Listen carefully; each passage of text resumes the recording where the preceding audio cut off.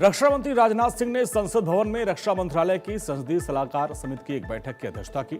इस बैठक के दौरान मुख्य रूप से प्रादेशिक सेना यानी टेरिटोरियल आर्मी की भूमिका, कार्यक्षेत्र और भविष्य को लेकर चर्चा की गई।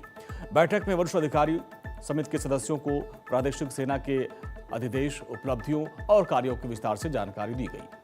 बैठक को संबोधित करते हुए रक्षा मंत्री ने कहा कि प्रधानमंत्री नरेंद्र मोदी के विकसित भारत के विजन को साकार करने में प्रादेशिक सेना की बहुत ही महत्वपूर्ण भूमिका होती है।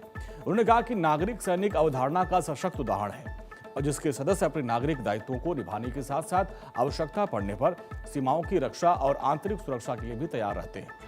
रक्षा मंत्री ने कहा कि प्रादेशिक सेना प्रशिक्षित सैनिकों का एक मजबूत रिजर्व तैयार करती है, जिन्हें जरूरत पड़ने पर तुरंत तैनात किया जा सकता है।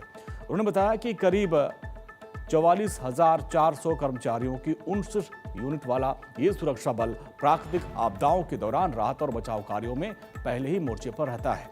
केरलम, ओडिशा और हाल ही में असम में आई बाढ़ के दौरान भी राहत कार्यों और चिकित्सा सहायता में इनकी बहुत ही महत्वपूर्ण सराहनीय भूमिका रही है।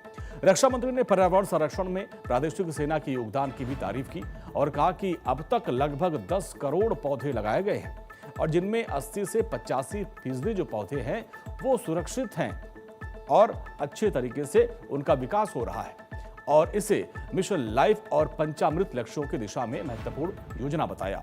बैठक में रक्षा राज्य मंत्री Sanjay Seth, chief of defence staff general NS राजा सुब्रमणी, थल सेना के प्रमुख जनरल धीरज सेठ, रक्षा सचिव राजेश कुमार सिंह समेत तमाम वरिष्ठ अधिकारी मौजूद थे।